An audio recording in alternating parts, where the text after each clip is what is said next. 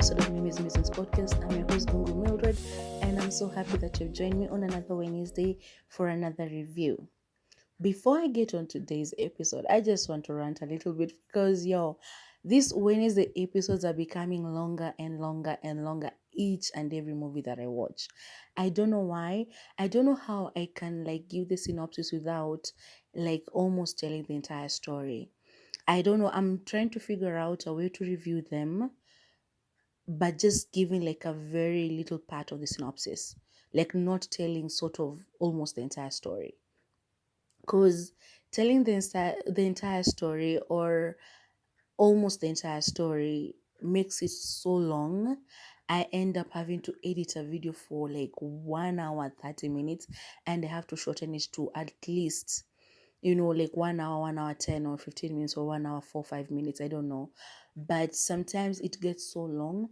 And because I'm recording at night and at home, it makes I have to pause during the middle because somebody's opening their door, because I don't know, something is happening outside, because just a lot of chaotic things happen sometimes while I'm recording these things. Somebody's walking up and down the stairs, somebody's talking on their phone, somebody decides to put music in the middle of the night. I am like, what are you doing? Why? So it just ends up being so chaotic, and editing it just takes so long and all of these things. So I don't know. I think I'll try to find a new way of telling the synopsis like I used to do in school without revealing almost everything. I'm maybe just talking about the key points of the movie. I don't know if I'll start today or if I'll start next Wednesday. I don't know. But I'll have to try and find a new way to do it so that I don't waste a lot. Okay, not waste, so that I just don't take too long. So that the video doesn't take a whole hour. Like right now, I've just said it's 1:39 a.m. and out of nowhere somebody's talking outside. Tell me why. I've been waiting for people to sleep, and now they're outside talking. Why do they do that to me?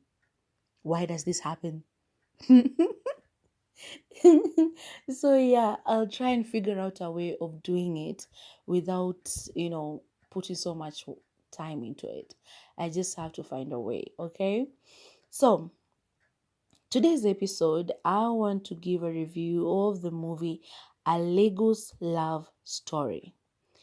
A Lagos Love Story is a 2025 Nigerian rom-com directed by Chinaza Onuzu and produced by Zulumoke Oyibo, Damola Ademula, and I think also Chinaza Onuzu. I hope I'm saying these names correctly. Forgive me if I'm not. Please, please, please do forgive me if I'm not. The actors are Jemima or Jemima Osunde. I spoke about her before. She's been on Sugar as well. She plays the character Promise Quest. Mike Afolarin, he plays King Kato. King Kato. Susan Pojok, she plays Favor Quest. She's Promise Quest's sister. Kalu Okeagu, he plays Mr. Quest. That is Favor and Promise's dad. Uche Montana, she plays Adana, a terrible friend. Chimezie Imo, he plays Kufre. I think he's in a love sort of thing with Favor. Uti Nwachuku, he plays Mayowa. That is Carter's manager. And Linda Ejofo, she plays Fadekemi Rhodes. That is Promise's boss and other cast members. If you like spoilers like me, you can continue watching this movie or listening to this audio, whatever it is that you're doing at the moment. But if you do not like, I'd like to urge you to please, please, please stop right now, because this is your official spoiler alert. Okay? So, A Lagos Love Story centers around Mike Afolarin, who is an Afrobeats superstar, King Kato, and Jemima Osunde's Promise Quest. Their love interests in the movie, but so it centers around them sort of. So Promise has this dream of becoming an event planner, and she wants to get this contract from a company that she's wanted to work for like forever. And so she and her sister, they work together sometimes, but the sister is a fashionista, like she makes designs and stuff like that. So Promise, wanting to get this contract, goes to an event that is going to see King Carter present, and she's supposed to get the contract from a Miss Fadikemi Rhodes. So she goes to this event, but then her sister is supposed to be coming and bringing in the pass. What are they called? The pass IDs or something. But the car that she's in gets stuck somewhere because there's a problem with it. And so after that happens, she calls her sister trying to explain, but Promise is upset because she's going to get late and she cannot be able to get into the event without her pass. So she finally goes, try to speak to the ladies at the front, they refuse, but then she finds another way of getting in. When she's there, this movie starts doing that rom-com cliche thing. So there's the meet cute where she meets King Carter, and so it's like she literally falls into his arms, and I hate that thing. I've seen it in so many rom-coms that I hate it. And it's not even like on easy vipindi za kawaida, it's mostly on, there are these apps where there are so many Korean and Chinese and I don't know what other countries, the Asian countries movies, but then they're split into 1 minute or 1 minute and something seconds. I don't know why I do them. I don't know why I watch them. So there's real short and there's, I don't know, drama cool or what it's called, like those ones. And each and every one of them has that trope where the lady has to fall into this man's arms and he has to catch her in this particular way. And I'm like, why? So that happens. So after she falls into his arms like that, I don't even know if that was the first meet cute, ama that was the second, because they bump into each other twice. So that happens, but because she's late, actually they meet outside first, and then they meet again inside the event. So yeah, two times. But then she goes to the lady, Friday came, but she refuses to attend to her because Promise is late, and even when she tries to explain, she just refuses. So there's that whole altercation. The sister arrives finally, but then she's just happy to be there, but Promise is upset because she was late, and because she was late she lost the time to the opportunity to talk to Fadekemi.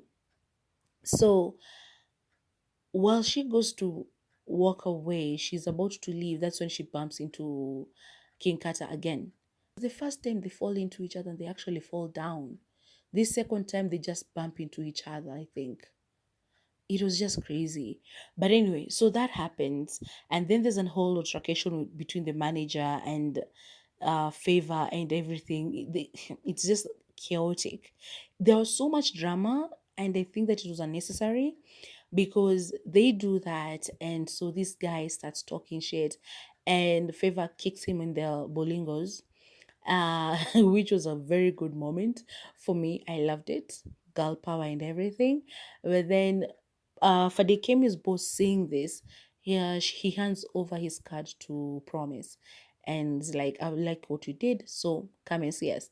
So she goes to see them in the company and she gets the job. But the job that she wanted, the contract that she wanted, she was told she has to do one thing before she gets that contract. So she's told that she has to be the concierge for King Carter, which basically means she has to babysit him and ensure that he performs, because he's like, I don't know if artists just behave badly, I don't know, but I've seen a lot of movies where the artist is supposed to be babysat because they're being difficult, they don't want to go for photo shoots, they don't want to do basically their job, which is crazy. But so she's told that she has to babysit him for 4 days, which feels like an eternity. And these people are supposed to fall in love within those 4 days, because after those 4 days, that's when the big performance is happening. So she goes to him. They've already met before, but they didn't like each other at first. She goes to his home or his hotel where he's staying, rather. And the manager is not nice, of course, but she tries to talk to him, and King Kata agrees. And so from then, we can see King Kata like sort of mellowing down, especially where she's concerned. and we can see the chemistry from his side. I'm sorry to say this, but I didn't see the chemistry from Patient's side as much as it came from King Carter's, because she was always, I think she was in doubt. She felt like he was trying to play her, or because he was always surrounded by groupies and stuff. So I feel like she felt like he was trying to play her or something like that. I don't know. Because even when we are shown that they're starting to fall in love, we can see from his side, he smiles, he does all these things, and he agrees to do whatever she asks him to do without complaining or anything like that. She gets surprised most of the time when he agrees, but then we don't see the chemistry from her side. Like, she's always just like in awe, and she's like, did he just agree to that? Or like, if you try to read her facial expressions, she's like, is he playing with me? I don't agree with him. I have something that I have to do for my family and all of these things. Like, so I don't know how they're supposed to fall in love in 4 days, and how we were meant to believe that they fell in love within 4 days, because it was crazy. Anyway, so there's this whole entire thing. They start, working together, blah, blah, blah.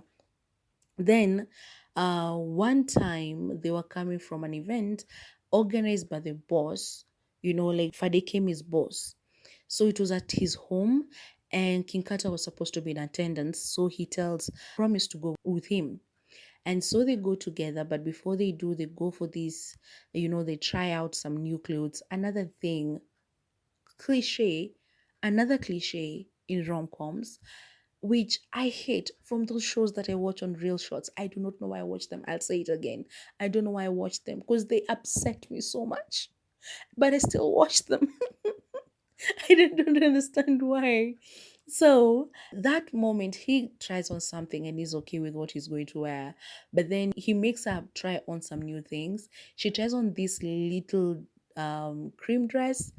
Was it beige, something like that, and it was so pretty, but she wasn't okay with that. She tries on another dress and she wanted to go with that one, and even I was like, no, you can't, babe, you cannot dress like that. So she removes that. He says no, and she removes that, and then she tries on something else, which we don't get to see until they arrive at the boss's home, which was a matchy matches type of situation between the two of them. And so this boss Fadekemi, maybe she's a very bad woman, I will say that. Because, like, there's a strong boss and there's a boss who is just bad. She was a terrible boss, always looking down on Promise, and I didn't understand it. Because, yeah, I get like you're not supposed to fraternize with the clients, but still there's a way you can handle that as a woman, telling the same to a younger woman. But the way she was behaving, it was just terrible. I didn't like her attitude from the beginning of the movie.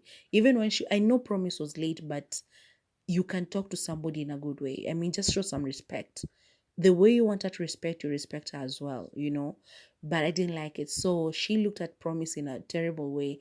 It felt like she thought that Promise was already sleeping with this guy, which wasn't true.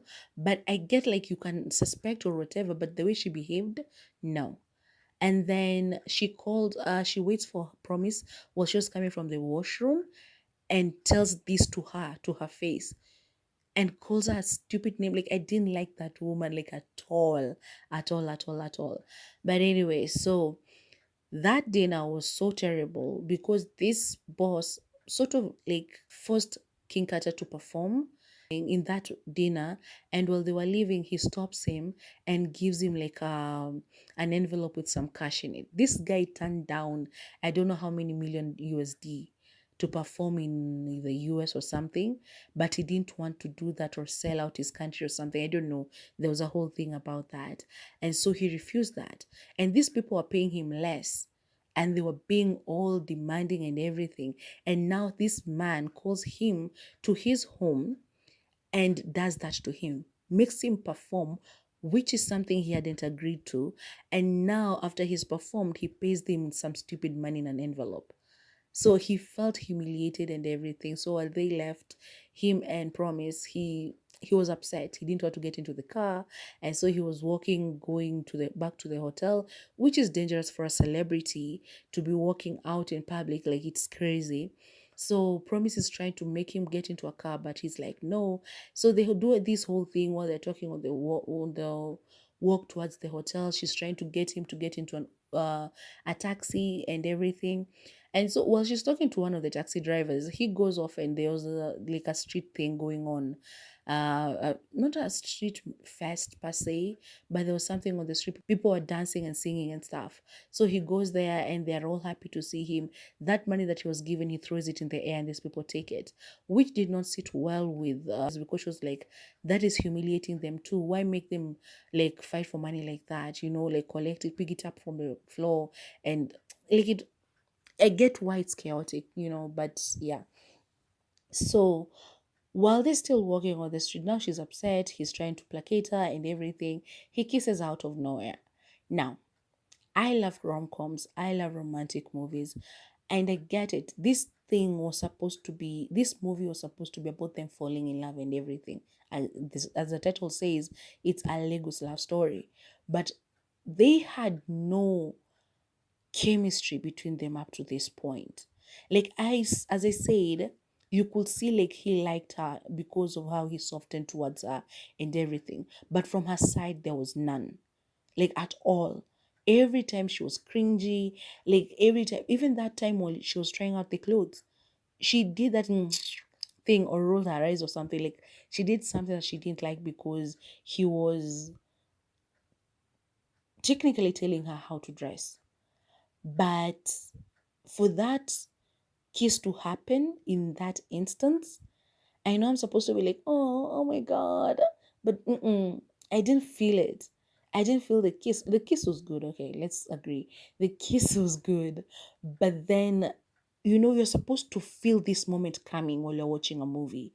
You're supposed to be so into them and you're just like, when are they going to kiss? When are they going to kiss? Like every moment they're together, you can feel that tension, you can feel that kiss coming, but then it doesn't happen. They only had a moment like that once before, and it wasn't even all that.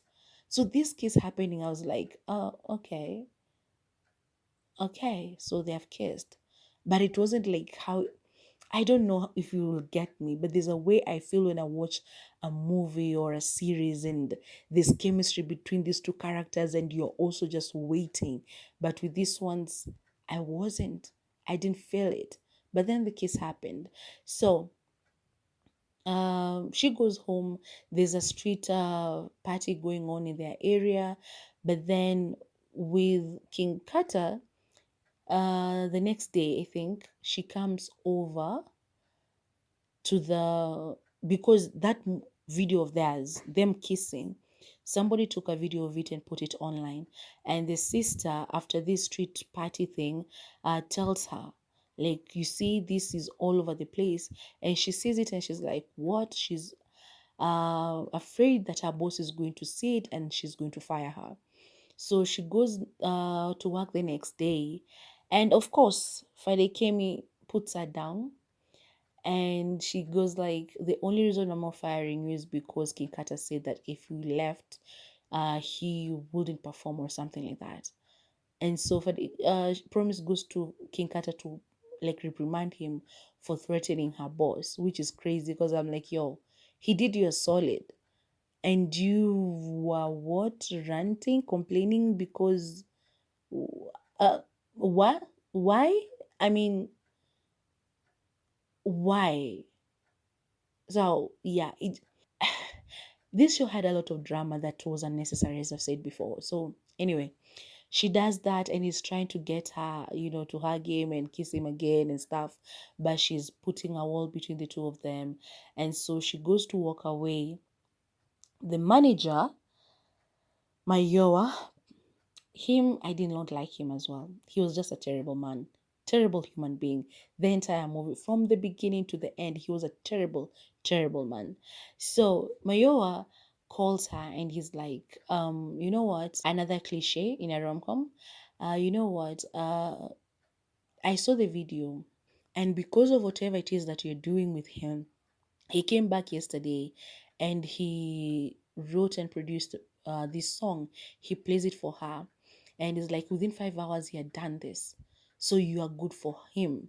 So what I'm going to need you to do is continue doing whatever it is that you're doing, and I'm going to pay you. I'm like, she didn't need to do anything for the money. He was already falling in love with her. That's why he kissed her first. That's why in that room just a few seconds ago, he was trying to get with her. So this manager trying to bribe her or to do whatever to get her to continue doing whatever it is, and I'm putting that in quotes, that she's supposed to be doing to get him to continue producing or being whatever type of man that he had changed to, was crazy. She didn't have to do anything. He was already doing it without her needing to play some stupid game for money. And so she leaves, tries to go away, but outside there they lived, she remembers why she wanted this contract so much, why she wanted this job. It's because they are about to lose their home to the tax collectors. Their mom, they lived there the entire life. Their mom died, and she feels like if they lost the home, she'll be losing her mom somehow.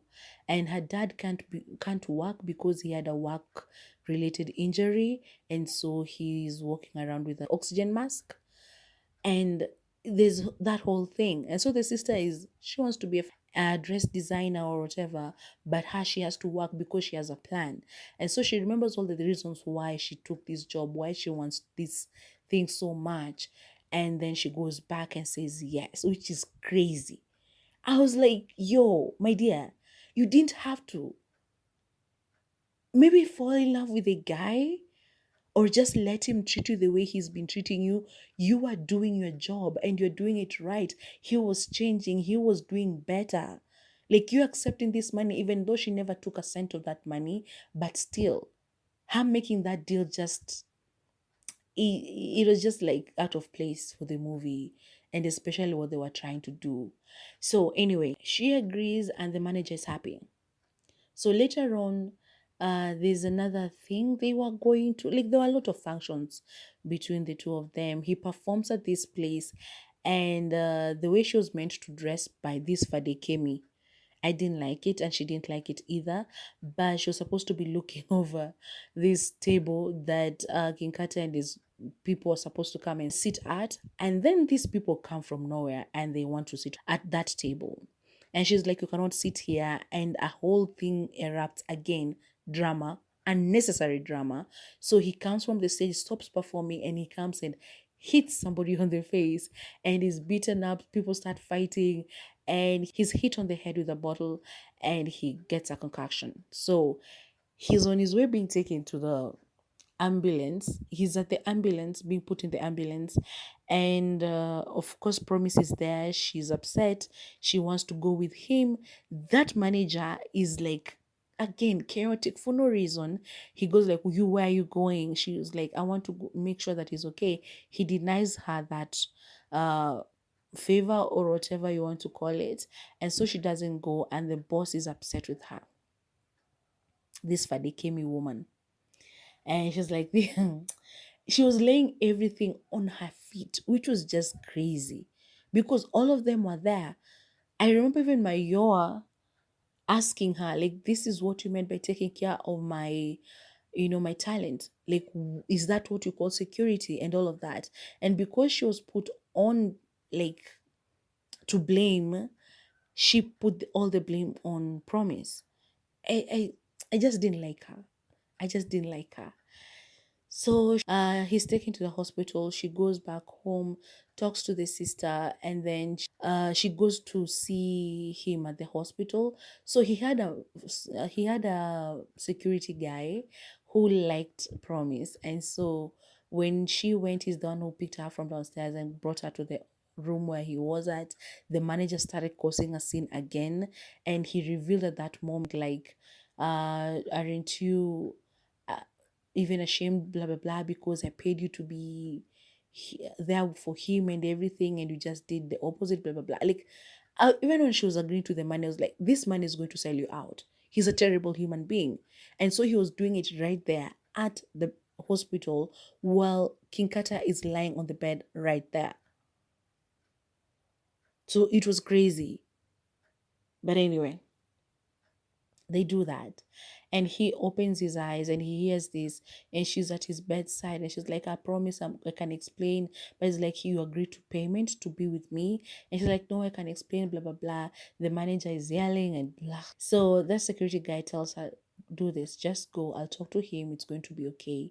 And so she leaves, and that manager is still there. You see, like I told you, she's nothing. There's so many women here to that man. Anyway, King Kata tells him, you can also go, just go. So, of course, that is like the big shift, rom-coms, they have to have that. And so she goes away, but she's thinking about him and all of these things. And she decides to move out of that home that she wanted to save so much. And they do. And at the end, she's at this beach. There's a street thing going, celebration going, and the sister is approaches her, and she promise goes like, you know what, King Kata paid our debt, like to the tax people. And the sister's like, yeah, because he likes you, you should go to the function that he's hosting, because he feels the same thing you feel. And so she goes there, and he's performing. So he sees her, and he comes, and she starts singing one of his songs, terribly by the way, but yeah, he does sing as well. And yeah, they kiss again, and because she tells him that she's in love with him, and he says he's in love with her too, I think. And so I say I think because I think I'd lost interest in the movie by this time.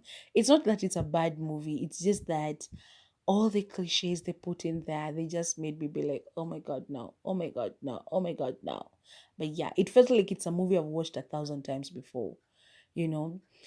So they do that. And so the movie ends there with them dancing. So I should mention some parts as well. Favor being a fashion girl, so she dressed herself well the first event they had gone to, where Promise meets King Carter. So she met Dana, played by Uche Montana. This lady is a senator's daughter, I think, or something like that.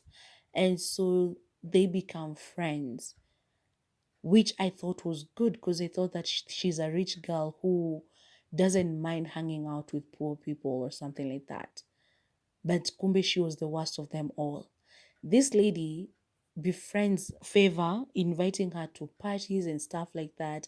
And Favor always goes. She's always with her, thinking that this is a friend.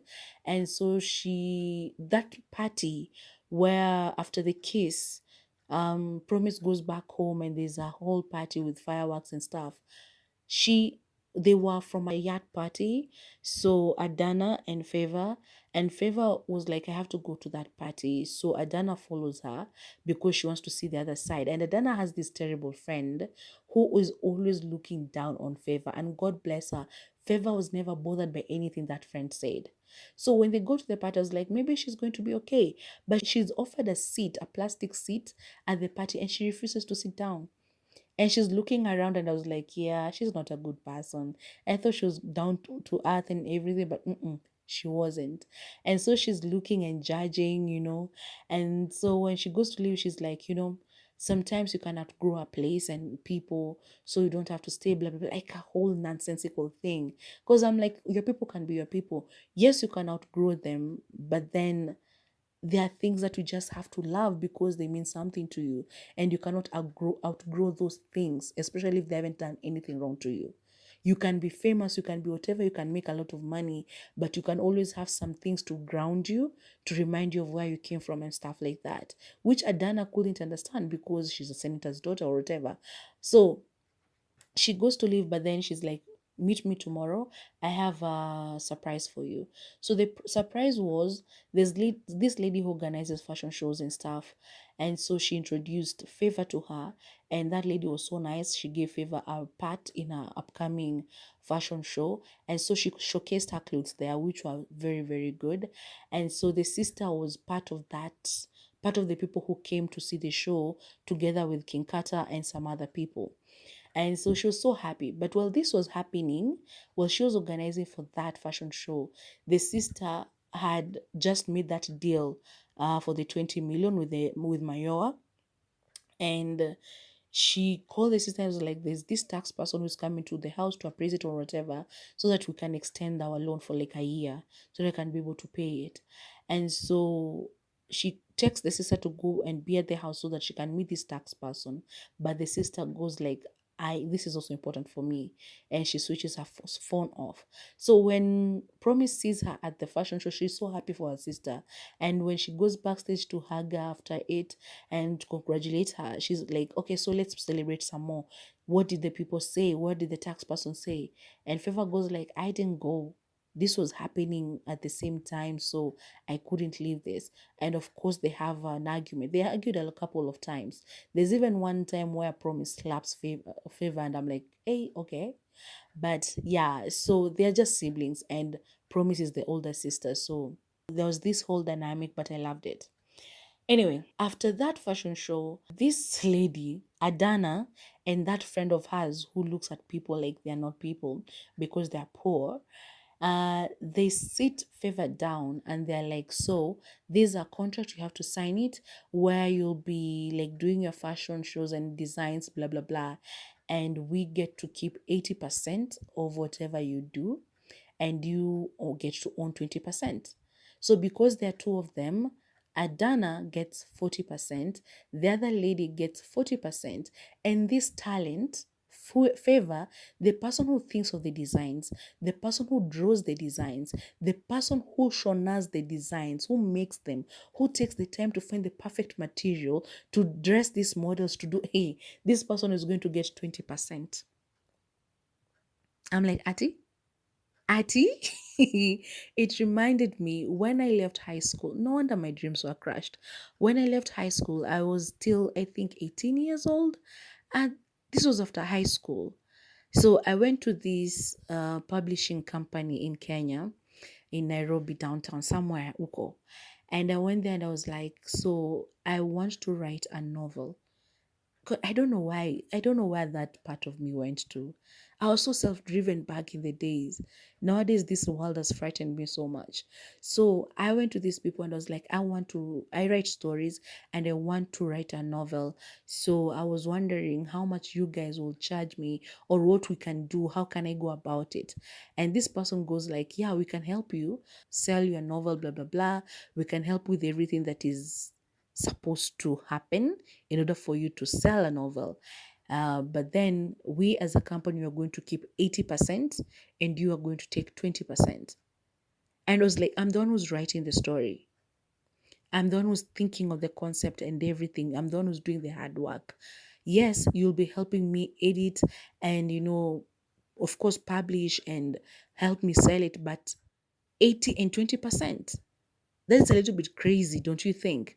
And the guy just looked at me and was like, that is what we do. 80% and 20%.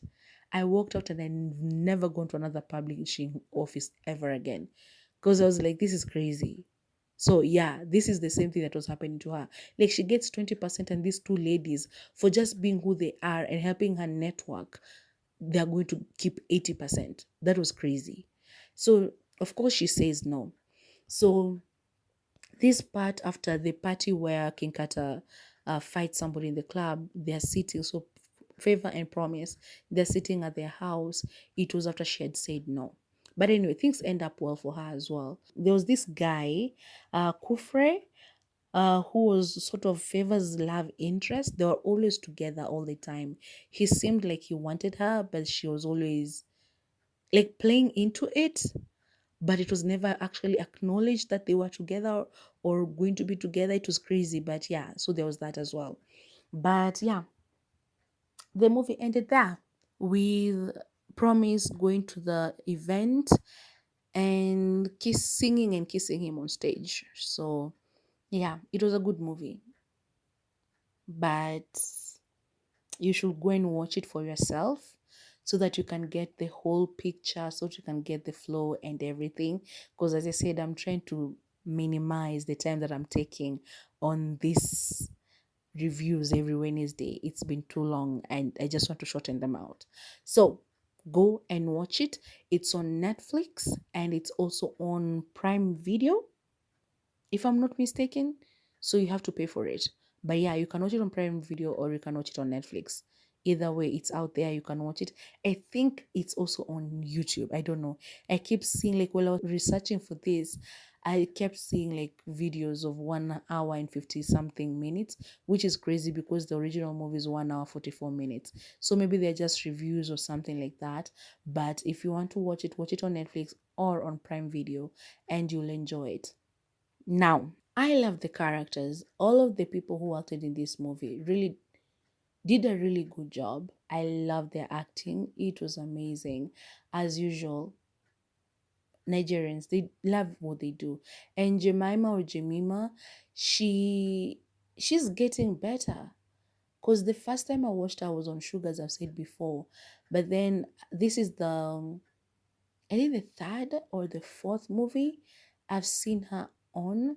Because the previous movie I talked about that she was on, it was Lionheart with Genevieve Naji. And then she's the lead in this one. And I think I've seen her on something else as well. I've just forgotten what it is. But yeah, she's amazing. And the other actors were so good. Like, the reason I hated the people I hated is because they acted those parts so good that they were believable. They were just terrible human beings. I believe they're terrible human beings. And even though I'm sure they're amazing people in real life, but yeah, I hated them in this movie. The acting was great, as I said. It was just so amazing. The direction was good. I loved it. Cinematography was amazing. The music, it's Nigeria, of course. The fashion, oh my god.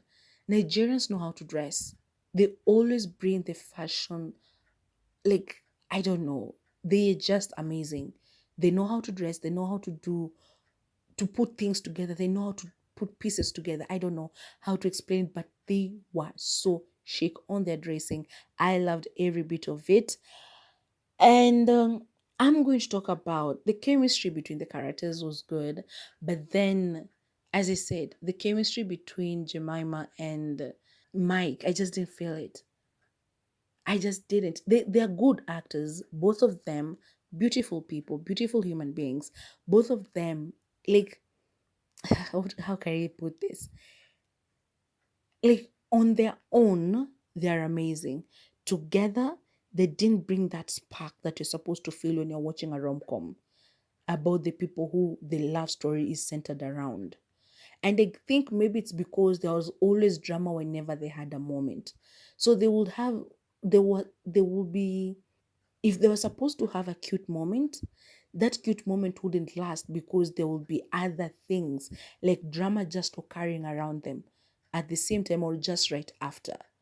So it was never really acknowledged that they were together or anything. Even the people around them, I think the sister spoke about it once before that last time, because all the other time it was just like, are you sure you're with him? And she felt like as I said, it's either the power dynamic, she felt weird about it, or she just felt like he was wanted to play with her or something like that. But I just didn't feel what you're supposed to feel when you're watching like a rom-com with the characters the way they're supposed to be falling in love. I just didn't feel it. The chemistry I felt was actually with Favor and Kufre. I think that's how his name is said. Like, I felt their chemistry more than I felt the chemistry between Promise and Kinkata, because they will smile, they will blush. You saw it, like you knew that this guy likes this girl, and she knows it and she likes it. She likes the attention, she likes him to some level. So you could feel that. But then this other one, you just couldn't feel it. It was crazy. I don't know. Maybe I'm the one who read too much into it, or maybe didn't feel it so much. But I'm at it because I was bored by the entire rom-com cliches. It's like they took all the rom-com cliches and decided we are going to put all of them in this movie, which was wrong. Because it just, like, use one or two, but putting like all of them in the same movie and doing things just for shock value, or oh my god, that was supposed to not to happen at this. Mm-mm. I just didn't like it. But anyway, it's supposed to be a rom-com. I don't remember laughing. I'm sorry. Maybe it's just a romantic movie, but I don't remember like really laughing. I'm trying to remember which moment was funny, but I don't see it because even at the end, when she comes and starts singing with King Carter, the manager comes and tries to stop her, but that security guy pushes him away and chases him out. But even that moment, I don't remember a moment where I was just laughing because of the movie. I don't remember it. I don't know. Maybe I did, but as I'm recording this, I can't like picture one moment where the situation warranted me to laugh. I don't, honestly.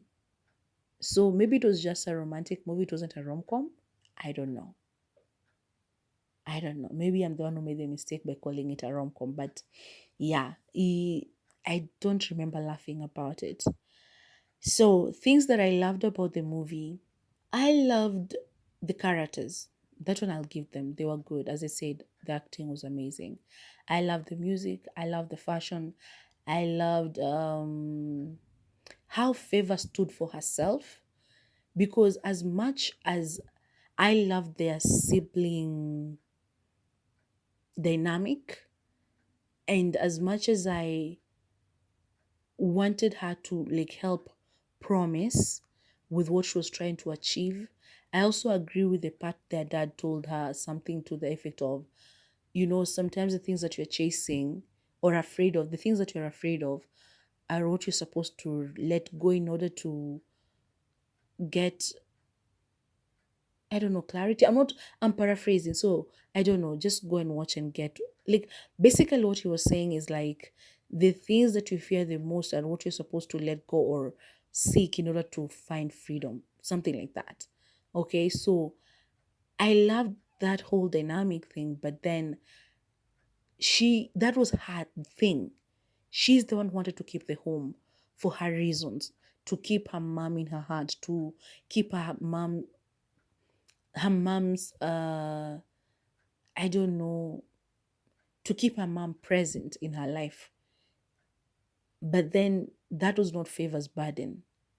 And so her wanting Favor to participate in a dream was crazy for me.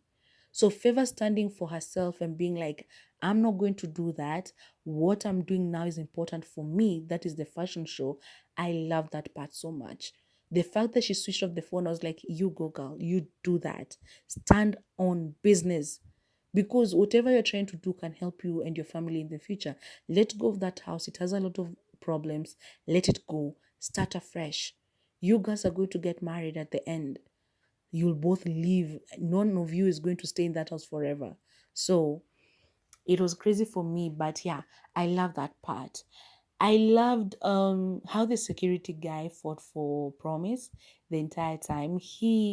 There's this part where he falls, and they were at an art gallery, and he falls and he breaks something, but then it's the manager who hit it. But then when they were being told to leave the place and stuff, the manager said nothing.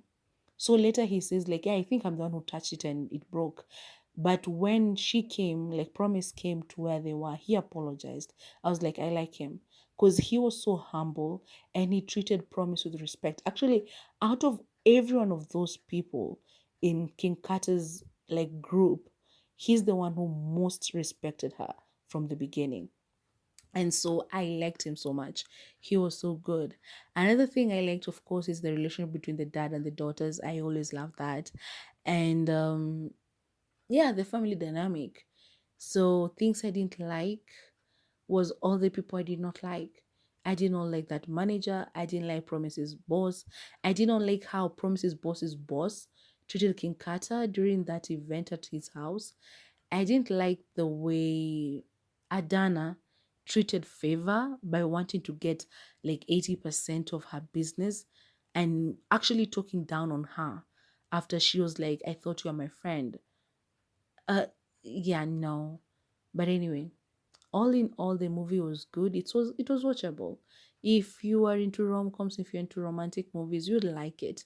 Because if you just aren't as tired of cliches as I am, I've said this before, I will never judge a movie harshly, because if it's in a genre that I love, I will watch it no matter what and I will love it. But then this one, it's because of all the cliches and because Real Shots has ruined all cliches for me.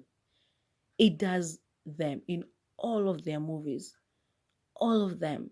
The rich guy who comes to save the day, the lady has to fall into his arms, he has to save her, and all of these crazy things that I do not like. I'm like, women are strong too. Women can do things for themselves. Like, just stop it. A woman does not have to be saved by the rich man. But all of these things were in this movie. And so that made me feel a little bit of ick. I know it's called a Lagos love story. And the other Wednesday I did an Soweto love story. I thought they were the same. I actually did. I thought they were the same. So I read the little thing they write on Netflix, and I was like, okay, they're not the same.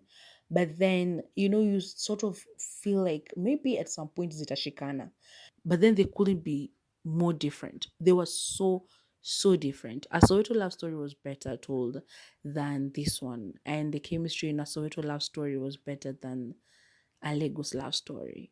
But the acting was good in both. I love the actors in both. It's just that this story was bombarded by a lot of cliches, which, as I said, I didn't enjoy. Either way, go to Netflix, as I said, and watch it there, or Prime Video, and watch it and come back on the comment section and tell me if you agree with me or not. You can DM me on my Instagram, Mimi's Musings Podcast. And yeah, let us have a discussion about it. While you're doing that, please remember to like, share, and subscribe, and hit the bell for notifications so that whenever I post something new, you can always be the first one to come and listen. Okay?